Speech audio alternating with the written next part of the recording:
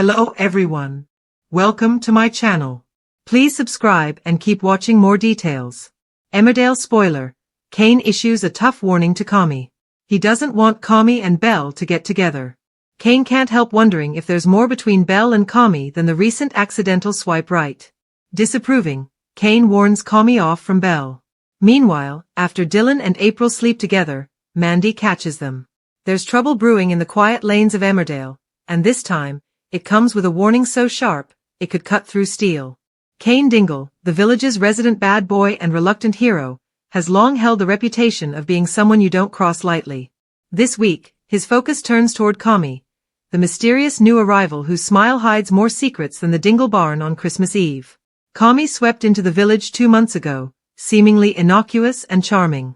He introduced himself as an old friend of a local farm supplier, offering his help around Butler's farm. At first, Moira and Nate were grateful for the extra pair of hands. Cain, however, never trusted him. There was something in Kammy's eyes, too quick, too calculating, that set off Cain's finely tuned alarm bells. And now, Cain has proof. The breaking point. It starts innocently enough. Kammy is seen hanging around Wiley's farm late at night, loading something into the back of his van. Belle, walking her dog, spots him and innocently asks what he's doing. His reply is a little too defensive, a little too quick, just picking up supplies for Moira. By morning, word has reached Cain, and it doesn't sit well. Cain's never been one to ignore a hunch, and this one gnaws at him like a loose tooth. He starts digging, pulling a few strings, calling in favors from old acquaintances who owe him. What he finds is alarming. Kammy has a past in Manchester involving stolen farm equipment, a suspended sentence, and a reputation for double-dealing. Cain's jaw tightens. For him, loyalty is everything. The Dingles have made plenty of mistakes, but betrayal of trust? That's a line you don't cross.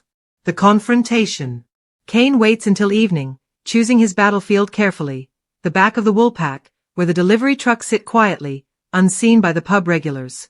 Kammy's just finished his pint and steps out, humming to himself, unaware that Cain is already leaning against the wall, arms folded, eyes dark and cold. "You and me need a word," Cain says, voice low but dangerous. Kammy tries to play it cool, shoving his hands in his pockets. "Yeah? About what?" Cain steps closer, his presence suffocating. "About whatever you think you're playing at. Late-night trips to Wiley's? Hiding things in your van? I don't like surprises in this village, Kammy. Especially when they're wrapped up in lies." Kammy laughs nervously. "You've got it wrong, mate. I was just..." Cain cuts him off with a glare that could stop a clock. "Don't call me mate. You listen to me, and you listen good. I don't care what your excuses are, and I don't care what you think you're getting away with. If you mess with my family, you mess with me. And I promise you, that's a mistake you don't want to make." For a moment, silence hangs between them like a storm about to break. Kammy opens his mouth, then closes it again, seeing the steel in Cain's eyes. "You don't scare me," he mutters, but his voice lacks conviction. Cain smirks coldly. "You should be scared. Because if I catch you stepping out of line again, you won't just be leaving the village. You'll be leaving it in the back of an ambulance. If you're lucky." The warning hits home. The next morning, Kammy is noticeably shaken. He avoids Cain entirely, choosing to work on the far side of the farm where Moira can see him but Cain can't. He even offers to return some equipment he'd borrowed without asking, trying perhaps to smooth things over. But Cain isn't fooled. Chaz picks up on the tension first. "What's going on with you and that Kammy lad?" she asks her brother later in the pub. Cain's reply is cryptic, as always. "Just told him how things work around here. He'll either listen, or he won't." Nate overhears and pulls Cain aside later. "Look, I don't know what Kammy's done, but if you're thinking of scaring him off..." Cain cuts him off with a sharp look. "Stay out of it, Nate. This isn't about farming. This is about keeping trouble from our door. Trust me." A brewing storm. Despite the warning, Kammy isn't ready to back down completely.